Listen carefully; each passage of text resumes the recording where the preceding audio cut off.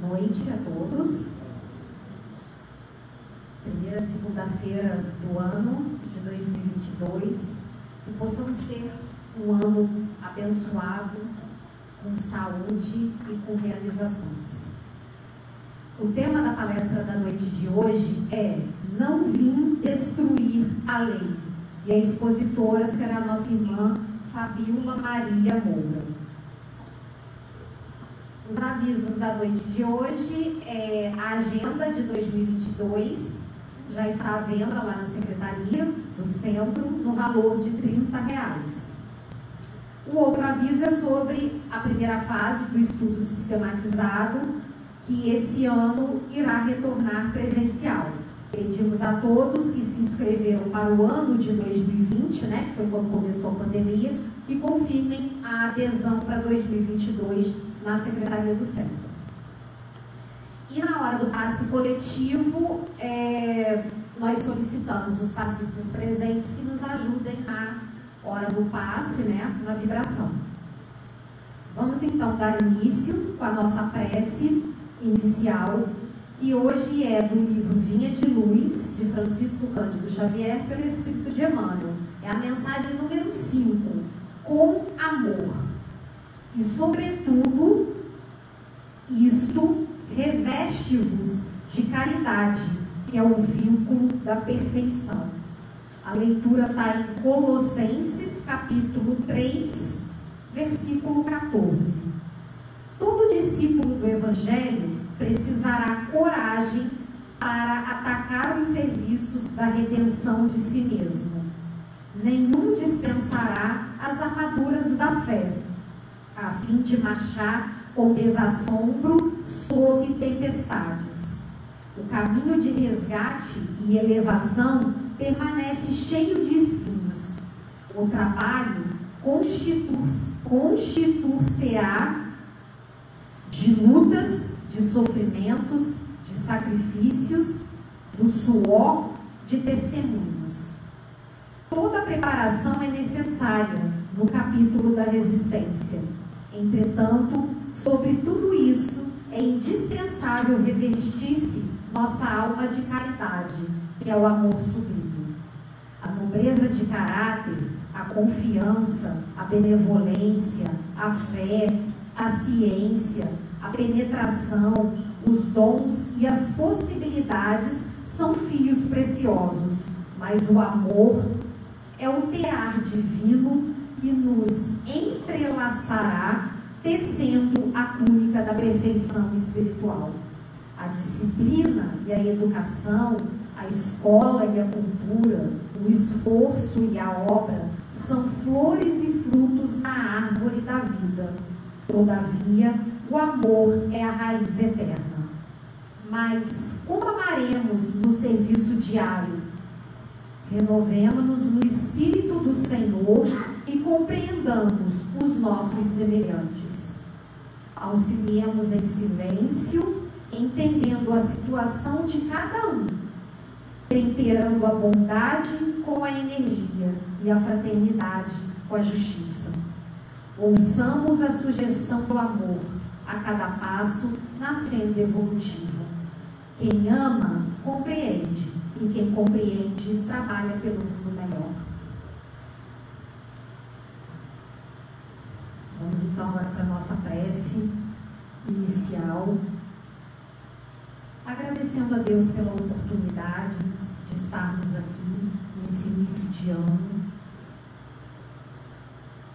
e pedindo, rogando a Deus, nosso Senhor, que é soberanamente bom, justo e misericordioso, que possamos, todos os dias agora nesse ano que se inicia, trabalhar por um mundo melhor. Como disse na nossa página inicial, o amor é essencial. Com amor, nós conseguimos tudo. Até entender aquelas pessoas que são mais difíceis na nossa caminhada.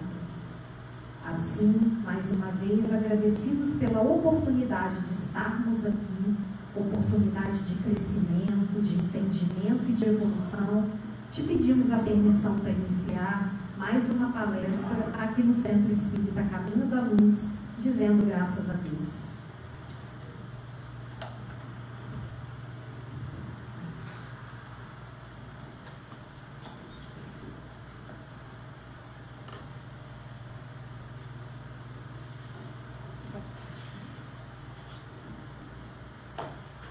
Meus irmãos, boa noite. Eu queria perguntar a vocês, se eu falar aqui sem o microfone, vocês aí atrás conseguem me ouvir? Conseguem? Não? Baixo? Bom, o nosso tema da noite de hoje, ele é, na verdade, um tema muito bonito, porque ele é o primeiro capítulo do Evangelho. E esse primeiro capítulo do Evangelho, ele se intitula Não Vim Destruir a Lei. E neste primeiro capítulo do Evangelho, ele inicia-se falando sobre as 3 grandes revelações que a humanidade teve.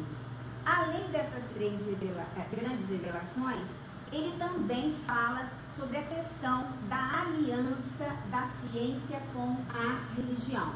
E ele termina com instruções dos Espíritos falando sobre a nova era. Então, nós vamos iniciar o nosso estudo começando a falar sobre a questão dessas 3 grandes revelações, né? Então, o Evangelho, Kardec nos mostra que na nossa trajetória, a humanidade na trajetória existencial, né, de progresso, nós tivemos 3 grandes momentos nessa trajetória. O primeiro momento foi quando Moisés veio, né? E nós vamos ver que Moisés era um espírito missionário de nível superior, um dos trabalhadores de Jesus, um dos grandes trabalhadores pela obra de Jesus. E ele vem, então, nos trazer toda uma série lá de conhecimentos, né? Ele vem colocar, vamos dizer assim, ordem naquela humanidade.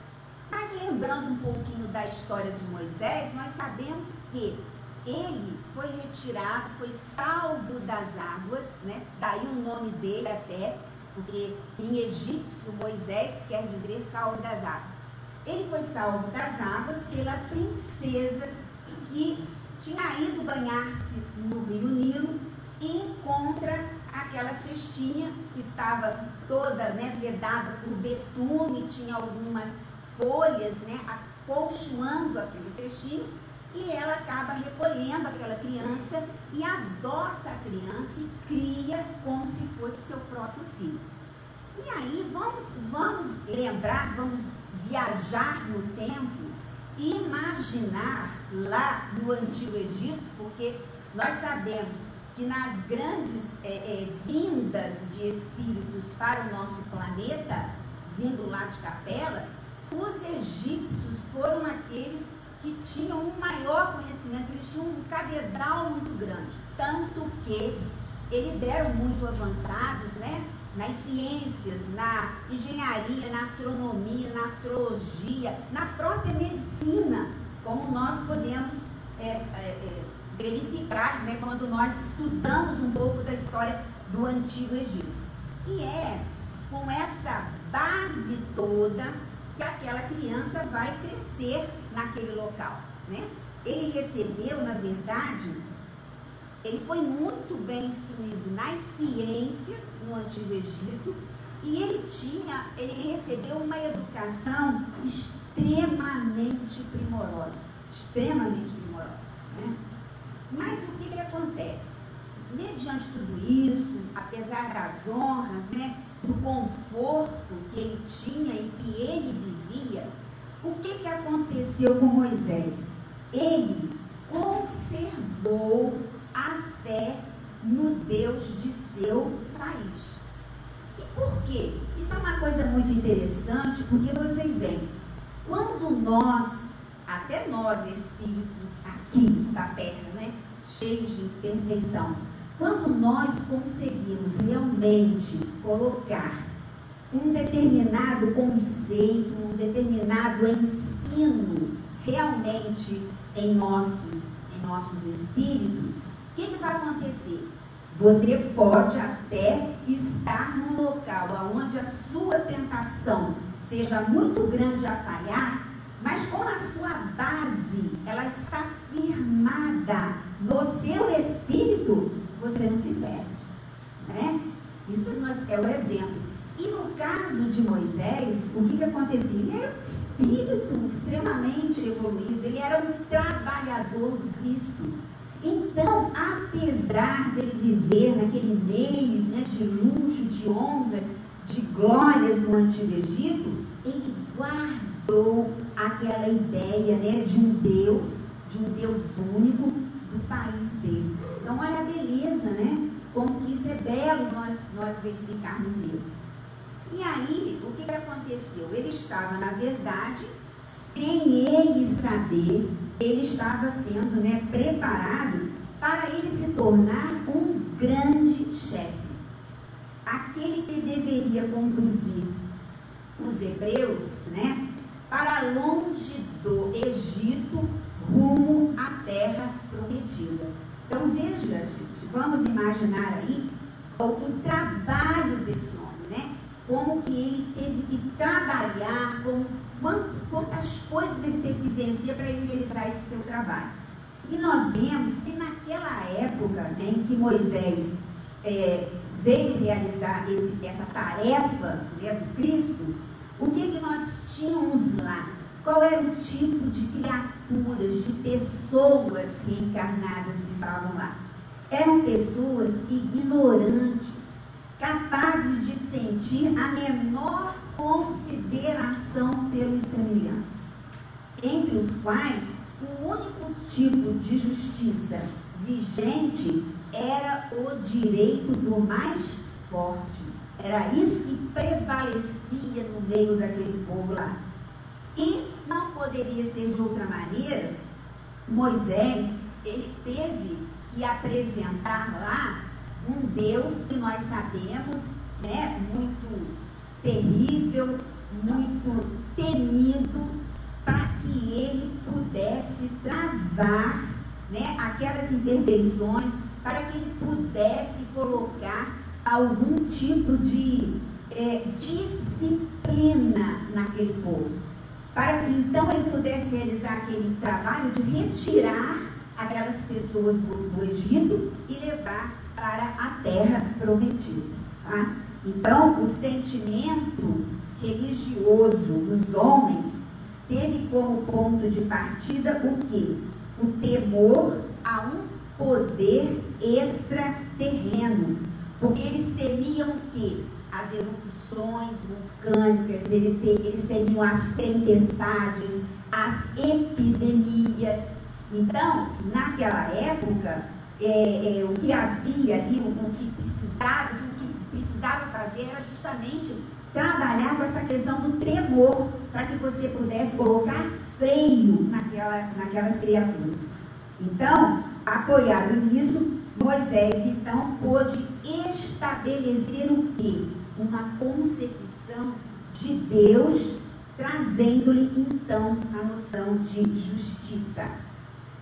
E nessa lei, né, nesse trabalho de Moisés, nós sabemos que o trabalho dele foi assentado em duas bases, né? Uma era a base de moralidade, né? Que era o sentimento real religioso, que é quando ele recebe no Monte Sinai os 10 mandamentos, que é o decálogo.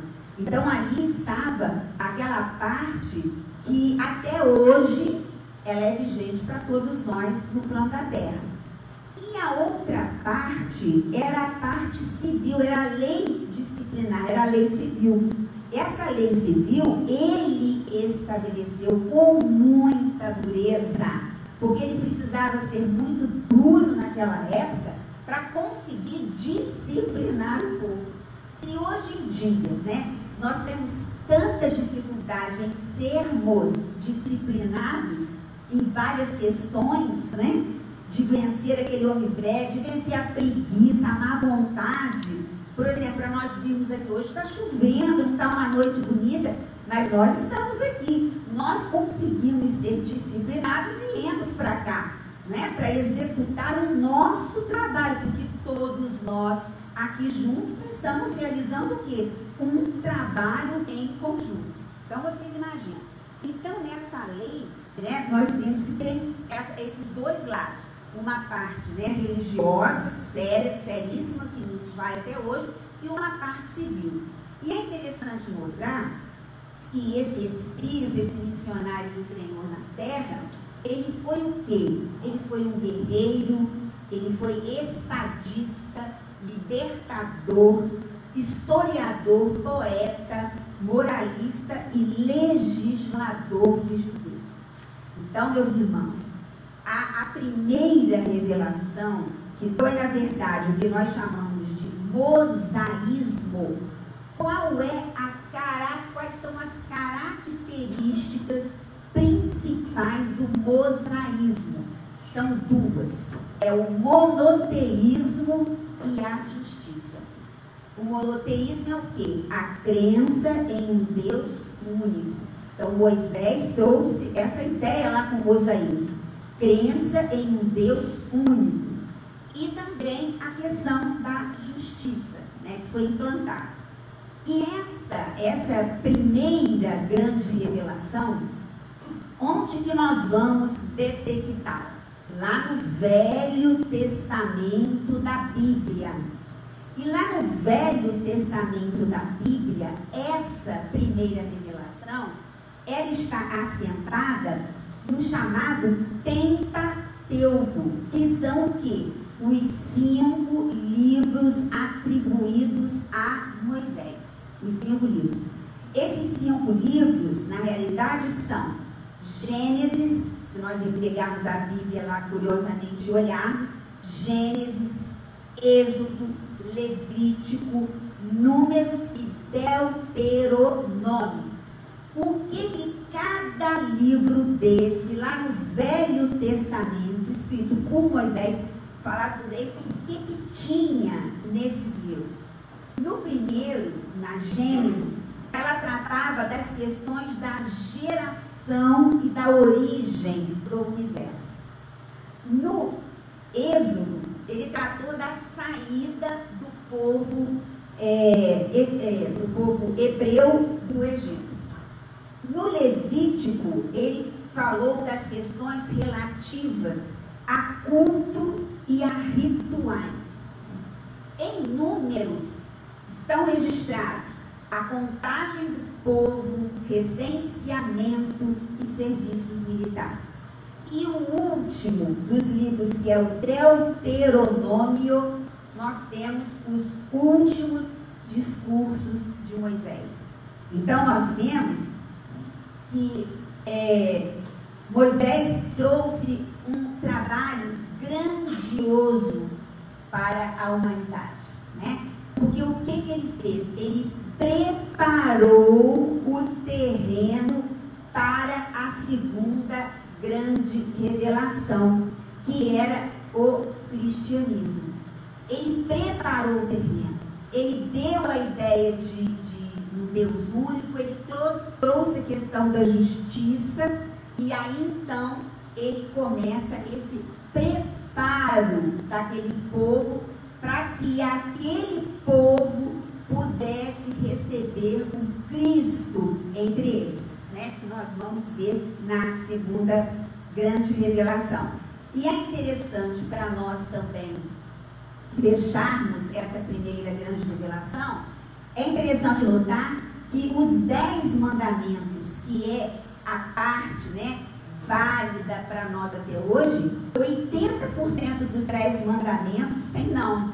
Não cobiceis a mulher do outro, não cometerás adultério, não matreis, não roubarás, né? 80% são nãos que nós temos lá.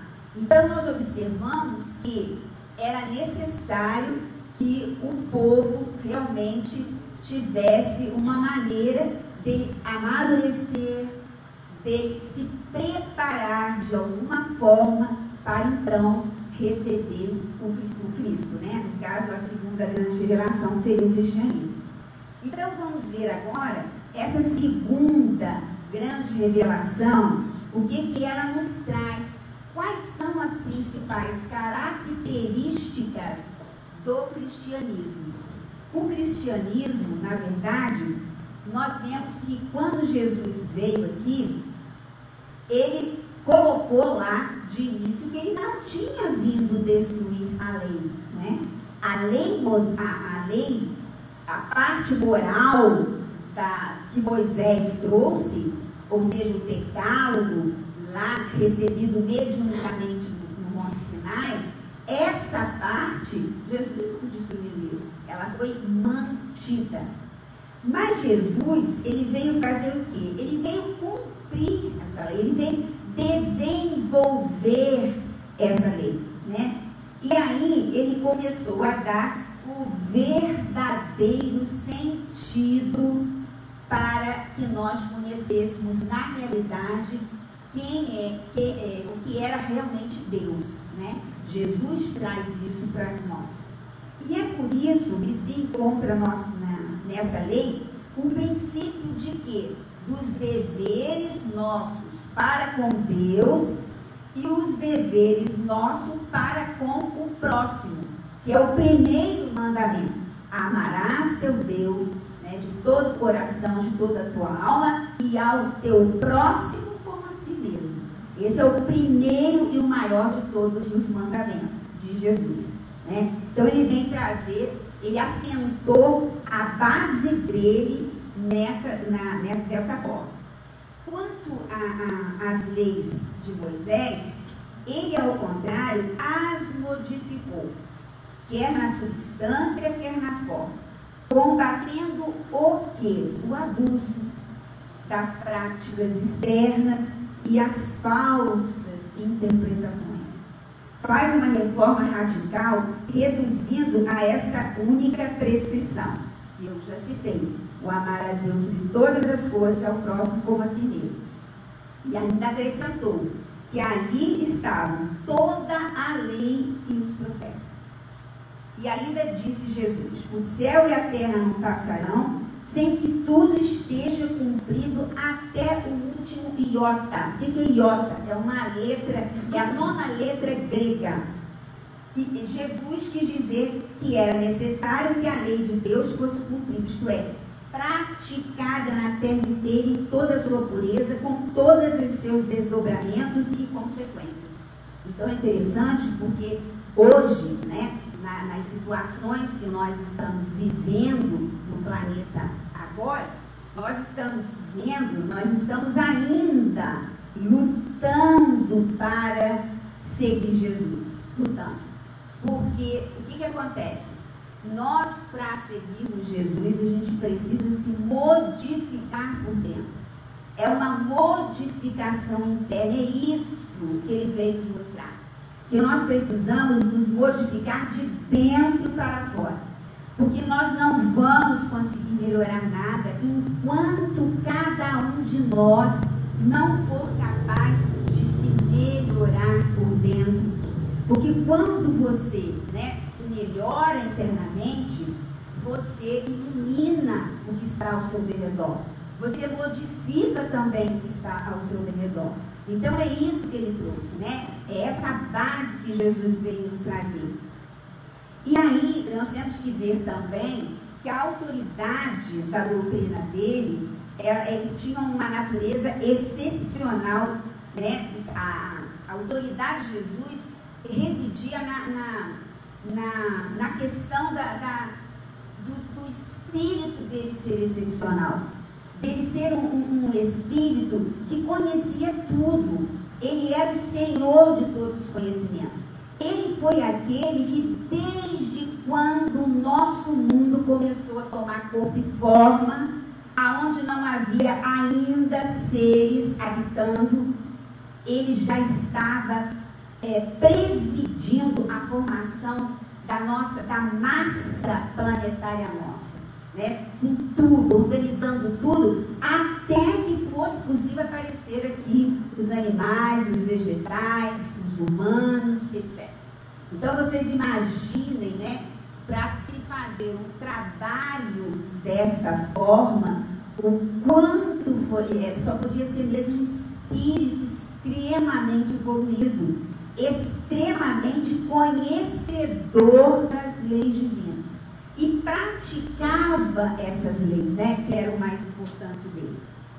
Mas aí, o que Jesus veio ensinar a nós, a todos nós?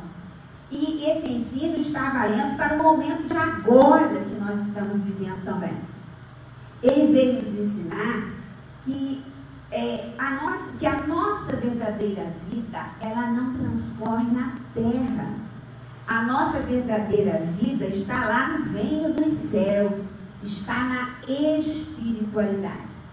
Veio nos ensinar o caminho que conduz a esse reino da superior, né? O reino da espiritualidade. Ele veio mostrar qual o caminho que nos leva para esse reino.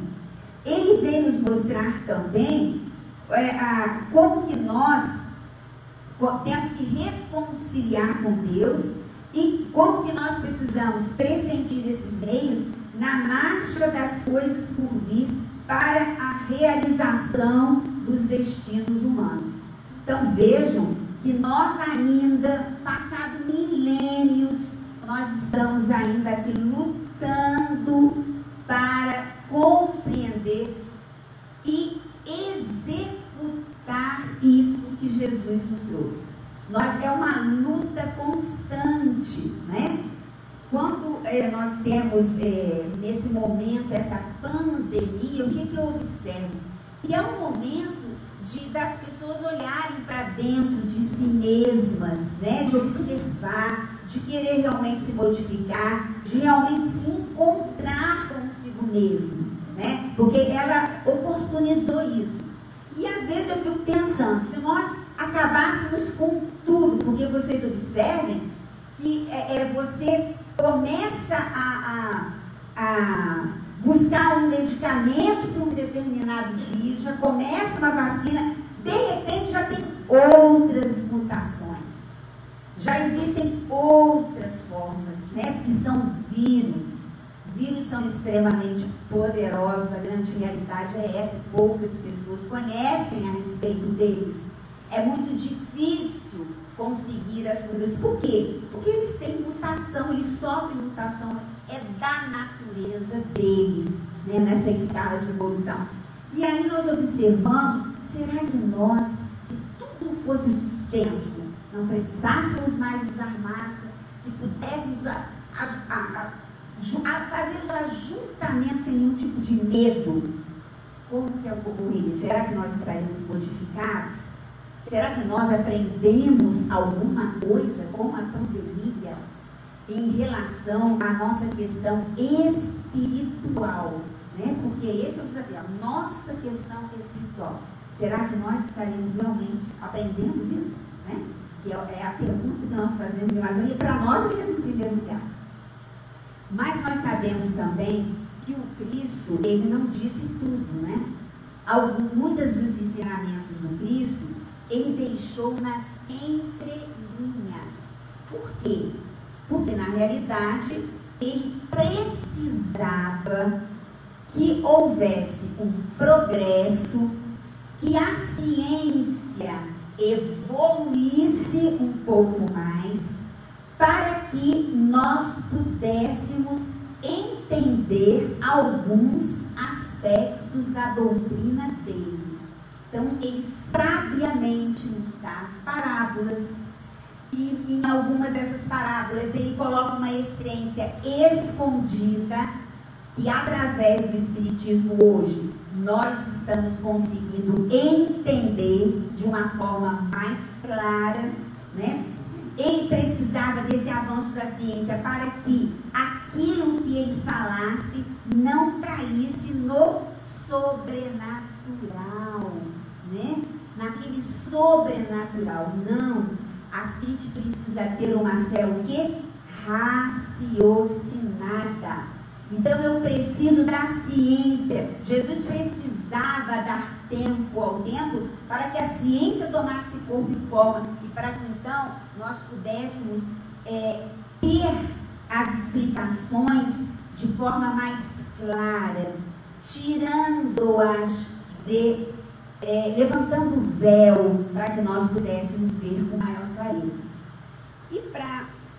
E a terceira, né? E a terceira grande revelação é o Espiritismo, né? Porque com o advento do Espiritismo, nós tivemos aí a condição de ter agora essa fé raciocinada. E quando nós lembramos, né, no advento do Espiritismo, nós vemos que o começo, porque nós temos que lembrar o seguinte: espíritos falam desde o Antigo Testamento, né, gente? A série de fenômenos mediúnicos que estão relatados na Bíblia são muitos. Então, desde aquele tempo, os espíritos já falavam, né? Eles já se posicionavam, eles já se colocavam. Nós sabemos que as coisas eram fechadas, né? Eram os sacerdotes, as pitonisas que trabalhavam com essas forças, mas isso não era passado, isso não era ensinado a todo o povo, não se conhecia isso.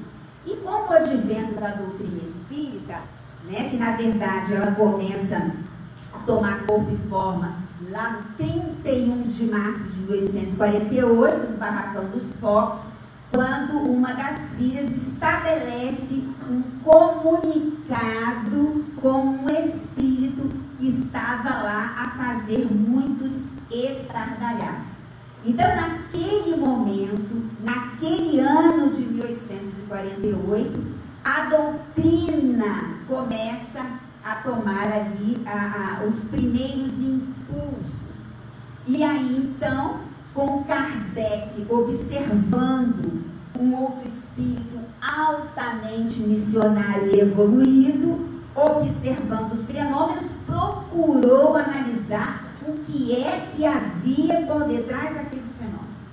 E aí, então, foram necessários 9 anos de estudo realizado por Kardec em todo o mundo, com médiums de todas as categorias.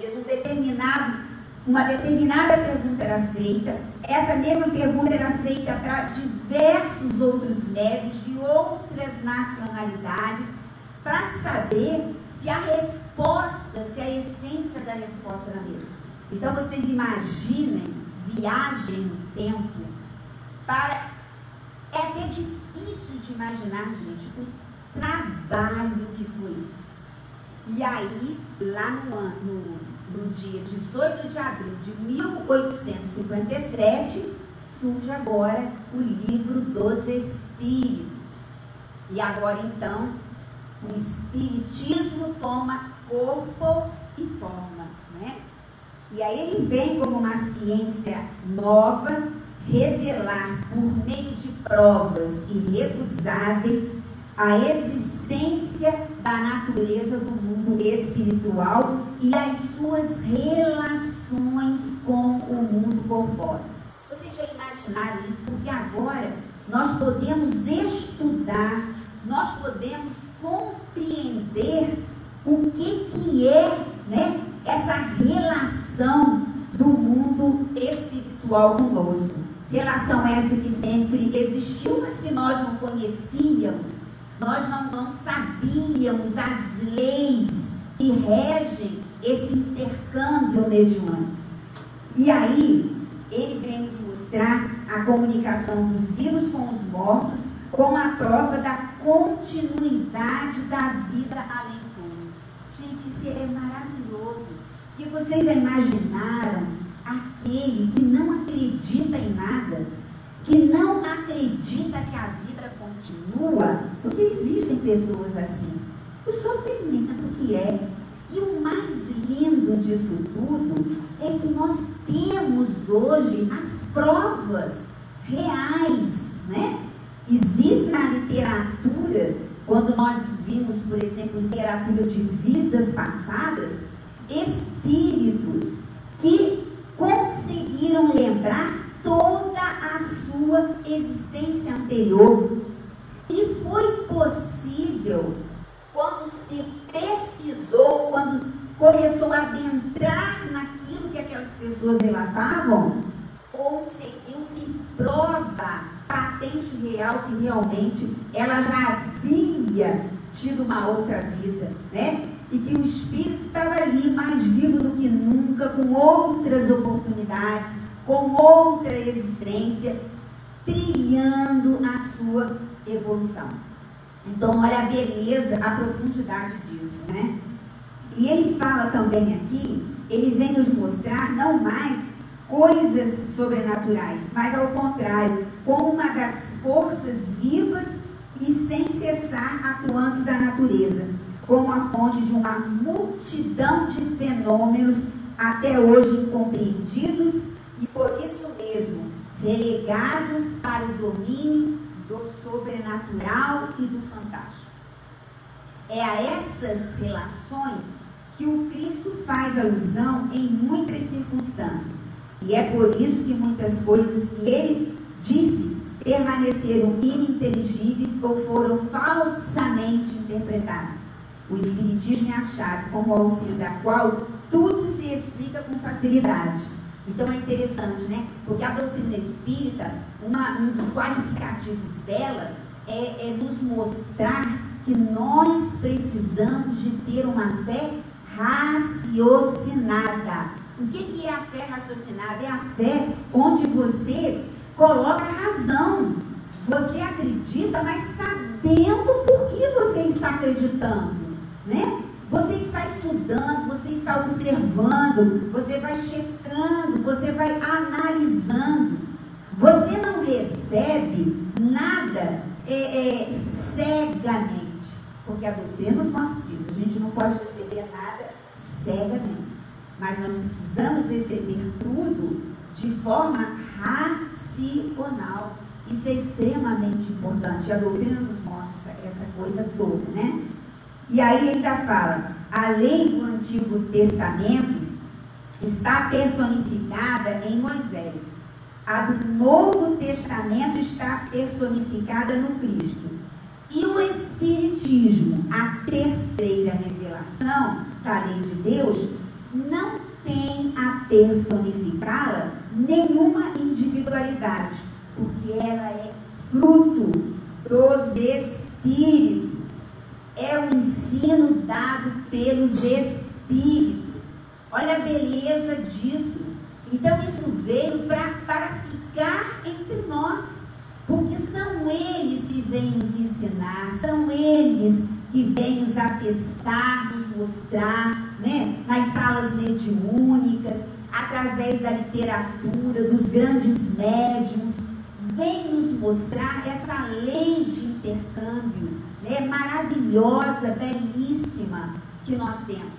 E nós espíritas temos a oportunidade de estudar tudo isso, de verificar tudo isso, a beleza que é, né, esse estudo permanente e contínuo, para que nós possamos ir entendendo aos poucos e tentando exemplificar também aos poucos, porque nós sabemos que nós andamos devagar, né? É devagar que nós vamos caminhando para alcançar essa espiritualização interior. Então nós vemos que os espíritos são o quê? São as vozes do céu, tá? Os espíritos são as vozes do céu. Então, gente, assim como o Cristo disse, né, para nós terminarmos aqui, assim como o Cristo disse, não vim destruir a lei, mas cumpri-la, o Espiritismo diz igualmente, não venho destruir a lei cristã, mas dar-lhe cumprimento. Nada ensina ao contrário ao que ensinou o Cristo, mas desenvolve, completa e explica em termos claros para todo mundo o que foi dito apenas sob forma alegórica. Vem cumprir nos tempos preditos o que o Cristo anunciou e preparar a realização das coisas futuras. Portanto, o Espiritismo é obra do Cristo, que Ele mesmo preside, assim como preside, conforme igualmente o anunciou, a regeneração que se opera e prepara o reino de Deus na terra. Atual? Eu pergunto para vocês, atual? Olha o que está escrito. Prepara a regeneração que se opera e prepara o reino de Deus na terra. Então, nós estamos em vias, né, dessa preparação, estamos correndo aí contra o tempo, procurando, né, entender. E hoje, o nosso grande desafio é nós buscarmos essa questão da nossa espiritualização. Nós somos do mundo, porque nós precisamos desse mundo, nós precisamos desse corpo, porque nós precisamos trabalhar com esta matéria, a fim de que possamos ir sanando os nossos débitos. Mas como que nós poderemos apressar um pouquinho isso aí? É a partir